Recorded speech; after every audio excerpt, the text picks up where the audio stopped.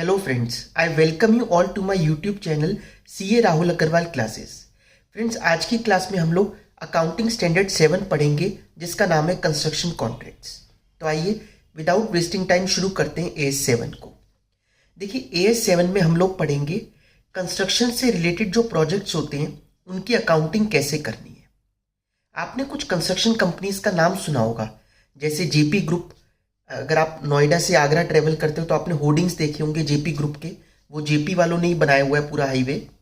L&T आपने नाम सुना होगा। तो ये सब कंपनीज कंस्ट्रक्शन का काम करती हैं। अच्छा, हमारे को यहाँ पर अकाउंटिंग करनी किसकी है? देखिए, एक होता है कॉन्ट्रैक्टर और एक होता है कॉन्ट्रैक्टी। जिसने काम दिया कंस्ट्रक्शन करने का वो तो कहलाता है कॉन्ट्रैक्टी, और जिसको काम मिला जो कंस्ट्रक्शन करेगा वो है कॉन्ट्रैक्टर। तो हम यहाँ पर अकाउंटिंग किसकी करेंगे? कॉन्ट्रैक्टर की। जैसे मैं आपको एक एग्जांपल दूं, दिल्ली मेट्रो गवर्नमेंट की एक कंपनी है। तो दिल्ली मेट्रो ने काम दिया कॉन्ट्रैक्टर्स को कि आप यहाँ से यहाँ तक मेट्रो बनाओ। तो AS 7 किस पर लगेगा? दिल्ली मेट्रो पर नहीं लगेगा। जो कंपनी बना रही है, जैसे L&T अगर बना रही है तो L&T पर AS 7 लगेगा। मतलब कहने का कि जो कंस्ट्रक्शन करेगी उसी पर तो वही तो अकाउंटिंग करेगी इन सब चीज़ों की। ठीक है, तो ये AS एप्लीकेबल होगा कॉन्ट्रैक्टर पर, ना कि कॉन्ट्रैक्टी पर। ठीक है, तो कंस्ट्रक्शन कॉन्ट्रैक्ट्स क्या होते हैं? Contract specifically negotiated for the construction of an asset, चाहे उसमें एक असेट हो। जैसे यहां पर आपको एक एग्जांपल दिख रहा है कि रोड बनाने के लिए काम दिया, तो ये एक असेट हो गई। या फिर कॉम्बिनेशन ऑफ असेट्स हो, कई सारी असेट्स हो जो एक दूसरे से रिलेटेड है। आप लोगों ने कुछ सोसाइटी में अगर कभी गए हो या आप रहते हो तो वहां पर देखा होगा 3-4 ब्लॉक होते हैं और वो लगभग बिल्कुल सेम होते हैं। कई जगह पे ABCDE 5 ब्लॉक हैं, तो पांचों ब्लॉक एग्जैक्टली सेम होंगे, उतने ही फ्लोर होंगे, एक फ्लोर पर उतने ही मकान होंगे और सबका डिजाइन वगैरह सब सेम होगा। तो है वो अलग अलग असेट, लेकिन एक ही कॉन्ट्रैक्ट के अंडर आ जाएगा क्योंकि उसका डिजाइन, टेक्नोलॉजी सब चीजें सेम है। तो combination of assets that are closely inter related. यहां पर आपको ये फोटो में एग्जांपल दिख भी रहा है। और क्या कंस्ट्रक्शन की डेफिनेशन में आता है? तो it includes contract for rendering of services related to construction of assets. Construction से रिलेटेड कुछ एक्टिविटी होगी जो डायरेक्टली रिलेटेड है। कंस्ट्रक्शन से रिलेटेड क्या एक्टिविटी हो सकती है? इस फोटो में आपको दिखाई देगा एक आर्किटेक्ट है जो डिजाइन तैयार कर रहा है कैसे कंस्ट्रक्शन करनी है। समझ में आ गया? तो जो नक्शा वगैरह तैयार करते हैं वो भी सर्विसेज कंस्ट्रक्शन कॉन्ट्रैक्ट के अंडर ही आएंगी। नेक्स्ट, कॉन्ट्रैक्ट फॉर डिस्ट्रक्शन और restoration of assets and the restoration of the environment following the demolition of asset. ये कहता है केवल बनाना ही कंस्ट्रक्शन कॉन्ट्रैक्ट के अंडर नहीं आता। अगर कोई बनी बनाई चीज है उसको आपको तोड़नी है और वहां पर फिर उसको सारे जो मलबा वगैरह इकट्ठा हो गया उसको स्क्रैप करना है, हटाना है, वहां से एनवायरमेंट को ठीक करना है, तो वो भी कंस्ट्रक्शन कॉन्ट्रैक्ट के अंडर ही आता है। आपने अगर न्यूज सुनी हो, कुछ महीने या एक आध साल पुरानी है, एक नोएडा में बहुत बड़ी बिल्डिंग थी जिसको गिराना था, कई दिन तक उसकी न्यूज चली थी। तो वो एक डिमोलिशन ऑफ असेट है। ठीक है, वो डिमोलिशन ऑफ असेट भी AS 7 के अंडर ही आएगी। समझ में आ गई यहां तक की बात आप लोगों को? आगे बढ़ते हैं। देखिए, अब ये थोड़ा सा थ्योरेटिकल है, 2-4 points. In a contract of number of assets, construction of each asset should be treated as a separate construction contract when. कहता है अगर नंबर ऑफ असेट्स इंक्लूडेड है तो क्या हर असेट को सेपरेट कंस्ट्रक्शन कॉन्ट्रैक्ट मानना है? हर की सेपरेट अकाउंटिंग करनी है? हाँ, करनी है। कब? जब ये कंडीशंस फुलफिल हो रही हो। क्या कंडीशन है? कहते हैं separate proposal submitted for each asset. हर असेट का एक सेपरेट प्रपोजल है। Each asset subject to separate negotiation. सबका नेगोशिएशन अलग अलग है, मतलब वो कितने का बनेगा, हर सबकी कॉस्ट को अलग कर रखा है, सबका रेवेन्यू अलग अलग आपको दिखाई दे सकता है और सब में अलग नेगोशिएशन चल सकता है कि नहीं इसमें इतना पैसा लगेगा, इसमें इतना नहीं लगेगा। ठीक है, तो cost and revenue of each asset can be identified. अब इसमें आगे बढ़ते हैं। Second point, a group of contracts whether with a single customer और with several customers should be treated as a single construction contract when. ये मतलब first point का उल्टा हो गया। ये कह रहा है अगर आपने कई सारे कॉन्ट्रैक्ट में एंटर करा, चाहे एक ही कस्टमर के साथ कराओ चाहे अलग अलग कस्टमर्स के साथ कराओ। अब इसका एग्जांपल ये हो सकता है जैसे 3-4 फैमिलीज ने मिलकर किसी कंस्ट्रक्शन कंपनी को कहा कि आप यहाँ पर एक बिल्डिंग बनाओ, 4-5 फ्लोर बनाओ और सारे फ्लोर बिल्कुल एग्जैक्टली एक जैसे होने चाहिए। ऐसी बिल्डिंगें बहुत देखी होगी आप लोगों ने, ठीक है, जहाँ पर 3-4 फ्लोर होते हैं और एग्जैक्टली उनका डिज़ाइन बिल्कुल सेम होता है हर फ्लोर पे। आप किसी भी फ्लोर पर जाओ, किसी भी घर में जाओ, आपको डिज़ाइन बिल्कुल सेम मिलेगा। अगर 3 BHK है, 3 BHK ही मिलेगा। किचन जिस साइड है फर्स्ट फ्लोर पर, उसी डायरेक्शन में हर फ्लोर पर होगी, मतलब बिल्कुल डिज़ाइन सेम होगा। तो उसको हम लोग सिंगल कॉन्ट्रैक्ट मान लेंगे कब? जब group of contract is negotiated as a single package, एक सिंगल पैकेज है वो, and contracts are inter related with overall profit margin, उसमें एक ओवरऑल प्रॉफिट है कॉन्ट्रैक्टर का, and contracts are performed concurrently और इन अ कंटिन्यूस सीक्वेंस, या तो साइमल्टेनियसली एक साथ किए जाते हैं, या फिर एक खत्म होता है फिर दूसरा शुरू हो जाता है, दूसरा, ऐसा नहीं कि बीच में गैप हो, एक कब बना दिया, एक 6 महीने बाद, एक 1.5 साल बाद, तो फिर वो भी इसकी डेफिनेशन में नहीं आ पाएगा। आई बात समझ में? थर्ड पॉइंट कहता है if additional asset is included in the contract, अगर एक और असेट को इंक्लूड कर दिया जाता है कॉन्ट्रैक्ट में, it is treated as separate construction contract when, उसको सेपरेट कंस्ट्रक्शन कॉन्ट्रैक्ट मानना होगा कब? अगर असेट डिफर करती है सिग्निफिकेंटली इन डिजाइन, टेक्नोलॉजी और function from asset in original contract, या फिर price of asset is negotiated without regard to the original contract price. लेकिन अगर, जैसे मैंने आपको सेकंड वाले में एग्जांपल दिया था कि 4-5 लोगों ने मिलकर कहा कि एक बिल्डिंग बनाओ, सब फ्लोर से एक जैसे बनाओ, अगर इसी में एक और फ्लोर जोड़ना हुआ तो वो तो उसी कॉन्ट्रैक्ट का पार्ट हो गया। लेकिन अगर बिल्कुल डिफरेंट बनाना होगा, ठीक है, उसका डिजाइन बिल्कुल अलग होगा, ये कंडीशन में से कोई सी भी, आप देख रहे हो यहाँ पर और लगा हुआ है, या तो फर्स्ट कंडीशन फुलफिल हो, ये देखो और दिख रहा है ना, सॉरी एक मिनट, ये ठीक है, तो या तो फर्स्ट कंडीशन फुलफिल हो या फिर सेकंड वाली हो, लेकिन फर्स्ट और सेकंड पॉइंट में एंड लगा हुआ था, सारी कंडीशंस फुलफिल होनी चाहिए। आ गई बात समझ में आप लोगों को? अब इसमें नेक्स्ट आता है types of construction contracts. Construction contract 2 type के होते हैं मेजरली।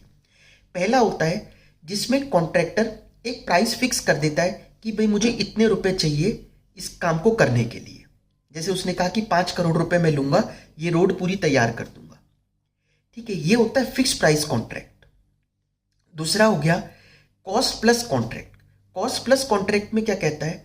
कहते हैं देखो अभी ये तब होगा जब कॉस्ट सर्टेन नहीं है, अभी पता नहीं लग पा रहा कि एग्जैक्टली कितनी कॉस्ट लगेगी, अंदाजा नहीं लगाया जा सकता, तो उस केस में कहते हैं कि ठीक है, जितनी भी कॉस्ट लगेगी प्लस उसमें मैं एक मार्जिन लूंगा 5% का, तो जितनी भी कॉस्ट प्लस 5%। आई बात समझ में? कॉस्ट प्लस 5% प्लस 6%, इस तरीके के जब कॉन्ट्रैक्ट होंगे तो वो कहलाते हैं कॉस्ट प्लस कॉन्ट्रैक्ट। ठीक है, एक एग्जांपल दे, जैसे ये कॉस्ट प्लस कॉन्ट्रैक्ट का रियल एग्जांपल है, जैसे डीएमआरसी, दिल्ली मेट्रो ने जयपुर मेट्रो बनाई थी। जयपुर मेट्रो का जो फेज 1 है वो जेएमआरसी ने डीएमआरसी को काम दिया था करने का, तो वो कॉस्ट प्लस कॉन्ट्रैक्ट पर था।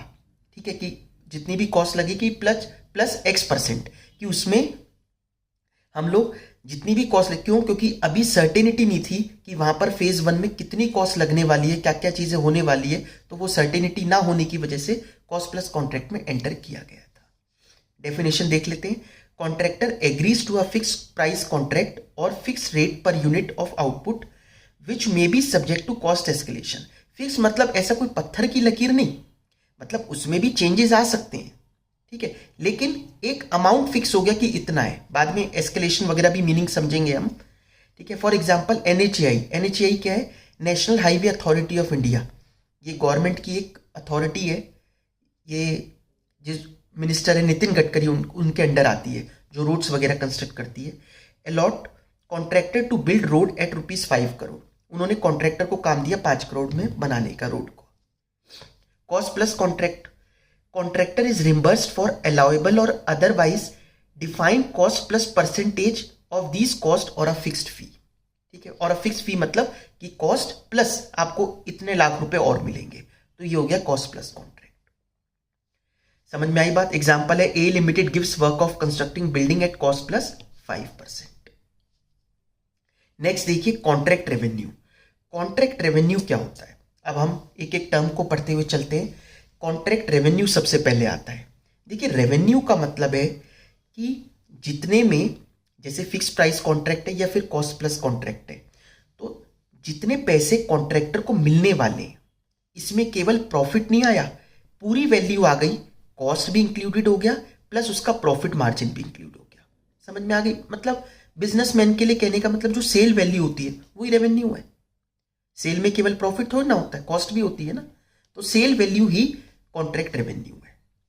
तो यहां पर मैंने लिख भी दिया, not only profit that is total value of work, work की टोटल वैल्यू इसमें आएगी। क्या है, इसको कैसे निकालेंगे? एग्रीड प्राइस, सबसे पहले तो फिक्स प्राइस या फिर कॉस्ट प्लस के हिसाब से जो भी रेट है वो लेंगे amount, plus cost escalation agreed. अब ये कॉस्ट एस्केलेशन क्या होती है? देखिए, कई कॉन्ट्रैक्ट्स ऐसे होते हैं कंस्ट्रक्शन के, वो 2-2, 3-3 साल तक चलते हैं। अब उसमें कॉन्ट्रैक्टर की लेबर लगती है, तो कॉन्ट्रैक्ट्स में कई बार ऐसा कहा जाता है, मतलब कंडीशन लिखी जाती है कि भाई अगर गवर्नमेंट ने जो ये मिनिमम वेजेस है लेबर के वो बढ़ा दिए तो हमारी कॉस्ट बढ़ जाएगी। और अभी हम आज यहाँ पर बैठकर जब कॉस्ट डिसाइड कर रहे हैं, कॉन्ट्रैक्टर कहता है तो इतनी कॉस्ट है, बट पता नहीं 1 साल बाद क्या सिचुएशन हो, कॉस्ट एकदम से बढ़ जाए, कोई गवर्नमेंट चेंज हो, गवर्नमेंट प्राइस बढ़ा दे, ना भी चेंज हो तब भी तो गवर्नमेंट चेंज कर ही सकती है ना रेट्स वगैरह। तो ऐसे केस में कॉस्ट एस्केलेशन का भी एक क्लॉज डाला जाता है कि ठीक है, अगर गवर्नमेंट ने रेट बढ़ाए तो फिर कॉन्ट्रैक्ट की वैल्यू भी इतनी बढ़ जाएगी। ठीक है, तो कॉस्ट एस्केलेशन। अब ये जरूरी नहीं है जितनी लेबर के प्राइस बढ़ाए सारे के सारे कॉन्ट्रैक्ट से ही निकालोगे, हो सकता है वो कुछ भी एक कंडीशन डाल दे कि अगर प्राइस जितना भी बढ़ेगा उसका 50% हम देंगे। Plus claims. क्लेम क्या होते हैं?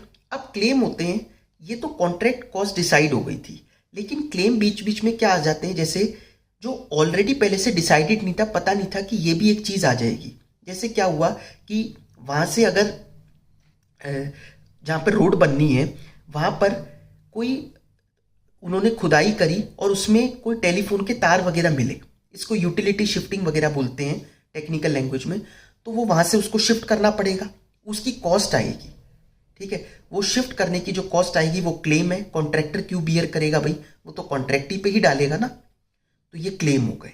तो reimbursement of for cost not included in contract price. आ गई बात समझ में आप लोगों को?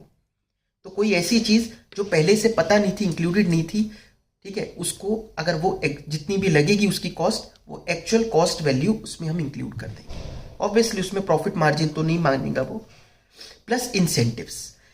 इंसेंटिव क्या हो सकते हैं? अब इंसेंटिव हो सकते हैं कि कॉन्ट्रैक्ट में अगर लिखा हुआ है कि अगर आप काम को टाइम से पहले खत्म कर दोगे तो आपको इतने लाख रुपए हम और देंगे। ठीक है, गवर्नमेंट कॉन्ट्रैक्ट्स में ऐसा हो सकता है।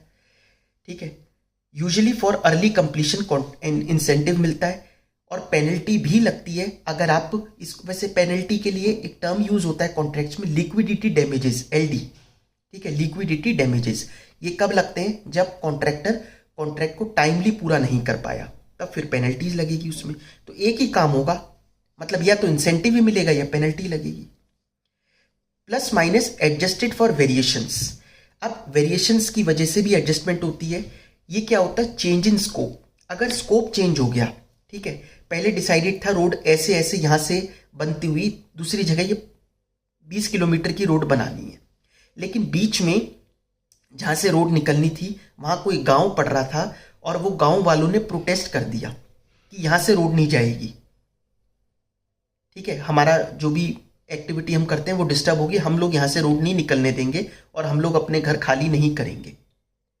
तो अगर ऐसी सिचुएशन हो गई, बहुत ज्यादा विरोध हुआ, तो गवर्नमेंट को सोचना पड़ेगा। गवर्नमेंट कहेगी नहीं, एक काम करो, वहां से ना निकाल के दूसरी जगह से रोड निकालो। तो ये स्कोप चेंज हो गया, उसकी वजह से कॉस्ट बढ़ भी सकती है, कम भी हो सकती है। ठीक है, तो due to change in scope, तो एडजस्टेड फॉर वेरिएशंस, देखो प्लस माइनस दोनों लगा रखा है, बढ़ भी सकती है, घट भी सकती है। ये करके ये जो लास्ट में वैल्यू निकल के आएगी ये कहलाएगी हमारी कॉन्ट्रैक्ट रेवेन्यू। आई बात समझ में? आइए इसका एक एग्जांपल देखते हैं हम। AB contractors enter into contract on 1st January 2021 with XY to construct a 5-storied building. Under the contract, AB is required to complete the construction in 3 years. That is by 31st December 2023. The following information is relevant. Fixed price कितना है उसका? 5 करोड़ रुपए का. Material cost escalation to the extent of 20% of increase in material cost. Material cost आपकी जितने percent बढ़े हम 20% देंगे। ठीक है, labour cost escalation up to 30% of increase in minimum wages. अगर मिनिमम वेजेस 30% तक बढ़ेंगे तो हम देंगे, 40 बढ़े तो वो 10% आप देना। आप मतलब भाई कॉन्ट्रैक्टर को कितने मिलेंगे, 30% तक मिलेंगे कॉन्ट्रैक्टी से, बाकी उसको बेचारे को खुद बियर करने पड़ेंगे। तो वो कॉन्ट्रैक्ट रेवेन्यू में नहीं आए ना, क्योंकि वो मिलने नहीं है, उसकी कॉस्ट तो है बट रिकवर नहीं कर पाएगा। In case A B is able to complete the construction in less than 2 years and 10 months, it will be entitled to an additional incentive of ₹50 lakh। अगर वो 2 साल 10 महीने में इस काम को कर पाता है, मतलब 2 महीने पहले कर पाता है, तो 50 लाख रुपए उसको और मिलेंगे। In case construction is delayed beyond 3 years and 2 months, लेकिन 3 साल 2 महीने से ज्यादा लगते हैं तो उसको पेनल्टी लगेगी 20 लाख रुपए की। ठीक है। At the start of the contract A B has a reason to believe that construction will be completed in 2 year 8 months। उसको पूरी उम्मीद है कि 2 साल 8 महीने में कॉन्ट्रैक्ट वो पूरा कर देगा। Assume that the construction was actually completed in 2 year 9 months, लेकिन कंस्ट्रक्शन कब कंप्लीट हुई, 2 साल 9 महीने में। भाई 2 साल 9 महीने भी तो कंप्लीट हुई, तब भी तो 3 साल से कम में ही हुई। ठीक है। और उसने इंसेंटिव कब देना था, 2 साल 10 महीने में, तो 2 साल 10 महीने से तो पहले ही हो गई, इंसेंटिव तो मिलेगा। Labour cost were originally estimated at ₹1.20 crore based on initial minimum wages. However the cost have increased by 25% during the construction period. Cost कितनी बढ़ गई, 25% से बढ़ गई कंस्ट्रक्शन पीरियड में। पहले लेबर कॉस्ट उसको लगता था कॉन्ट्रैक्टर को 1,20,00,000 रुपए लगेंगे पूरे, लेकिन 25% से बढ़ोतरी हो गई लेबर कॉस्ट की। ठीक है। Material cost have increase by 40% due to short supply. Material जो आएगा कंस्ट्रक्शन के लिए वो 40% दाम बढ़ गए उसके। The total increase in material cost due to 40% escalation, कितने रुपए बढ़े एग्जैक्टली, 80 लाख रुपए बढ़े। कितने बढ़े, 80 लाख। एक्चुअल कॉस्ट कितनी है मटीरियल की नहीं पता, लेकिन बढ़े कितने, 80 लाख ये पता है। You are required to suggest what would be the contract revenue in above case. Assume that in year 2022 XY has requested AB to increase the scope of contract. Contract का स्कोप बढ़वा दिया। An additional floor is required to be constructed and there is an increase in contract fee. Contract fee कितनी बढ़ गई, 1 करोड़ रुपए से बढ़ गई। AB has incurred a cost of ₹20 lakh for getting the local authority approval, which it will be entitled to claim from XY in addition to the increase in fixed fee। ये कहता है क्लेम भी लेना है उसको 20 लाख रुपए। Authorities को उसने पैसा दिया था किसी चीज का अप्रूवल लेने के लिए। जैसे कई बार क्या होता है, पेड़ वगैरह आ रहे हैं रास्ते में, तो वो पेड़ हटाने के लिए, सारे पेड़ों को खत्म करने के लिए मिनिस्ट्री ऑफ एनवायरनमेंट से एक अप्रूवल लेनी पड़ेगी, तो उसमें पैसे लगे। कितने रुपए लगे, 20 लाख रुपए। वो कॉन्ट्रैक्टर कॉन्ट्रैक्टी पे चार्ज कर रहा है। Assume that also measure the contract revenue in the this case. तो दोनों केस में बतानी है, पहले चेंज से पहले और चेंज के बाद। तो देखिए कॉन्ट्रैक्ट रेवेन्यू अगर हम इसमें निकालना शुरू करें, ये रुपीज इन करोड़ है, तो हम इसमें लिख देते हैं रुपीज इन करोड़। सबसे पहले बात करते हैं फिक्स्ड फी। आप प्लीज कंफ्यूज मत होइएगा, हम लोग देख रहे हैं कि कॉन्ट्रैक्ट रेवेन्यू कितना है, मतलब कहने का सामने वाले से निकालना कितना है पैसा। कॉस्ट मत देखो इसमें कितनी है उसकी, वो अलग चीज हुई, वो तो कॉन्ट्रैक्ट कॉस्ट है। सामने वाले से मिलेगा कितना वो बात हो रही है यहाँ पर। भाई एक तो फिक्स्ड फी मिलेगी स्टार्टिंग में 5 करोड़ रुपए जो लिखे थे, ये तो मिलेंगे ही उससे। अब इसमें नेक्स्ट कहता है मटीरियल कॉस्ट एस्केलेशन। अब एस्केलेशन के जो दाम मिलेंगे कितने मिलेंगे, देखिए एक तो लेबर के लिए और दूसरा मटेरियल के लिए, दोनों चीजों के लिए मिलेंगे। लेबर के लिए कितना मिलेगा, लेबर कॉस्ट ओरिजिनली एस्टिमेटेड थी 1,20,00,000 रुपए, लेकिन 25% बढ़ गए और ऊपर वादा किया था कॉन्ट्रैक्टी ने कि 30% तक तो कोई बात नहीं मैं भी कर दूंगा, तो ठीक है, इसका मतलब 25% तो कर ही देगा वो। 1 करोड़ कितना था, 20 लाख। 1.20 करोड़ का 25% ये हो गया 0.30, है ना। मटेरियल के एस्केलेशन, मटेरियल के एस्केलेशन 80 लाख रुपए बढ़े मटेरियल के दाम, 80 लाख। 80 लाख कितने परसेंट है, 80 लाख अपने आप में 40% है। उन्होंने वादा कितना किया था कॉन्ट्रैक्टी ने, केवल 20% का, कि मैं तो केवल 20% दूंगा। 80 लाख जो दाम बढ़े वो अपने आप में कितने परसेंट है? 40%। यूनिटरी मेथड से निकाल लो 20% कितना आएगा, तो ये आ गया 0.40। ठीक है, तो एस्केलेशन हो गई 0.40 की। नेक्स्ट, आपको हो सकता है लग रहा हो कि लेबर की एक्चुअल कॉस्ट क्यों नहीं इंक्लूड करी। भाई वो तो 5 करोड़ में इंक्लूडेड थी ना। जब 5 करोड़ सोच के उसको बोले थे दाम, वो सब कुछ सोच के ही बोले थे कॉस्ट के। अब तो बस वो एस्केलेशन एक्स्ट्रा देगा, लेबर फिर से थोड़ी ना देगा दाम। वो 5 करोड़ रुपए में तो सब कुछ इंक्लूड था पहले से। नेक्स्ट, एस्केलेशन हो गई दोनों। अब इसके बाद कहता है हाँ इंसेंटिव। इंसेंटिव भी मिलेगा उसको। कितने का इंसेंटिव मिलेगा? ₹50 लाख का, क्योंकि उसने काम टाइम से पहले खत्म कर दिया। तो इसमें कॉन्ट्रैक्ट रेवेन्यू कितना आएगा निकल के?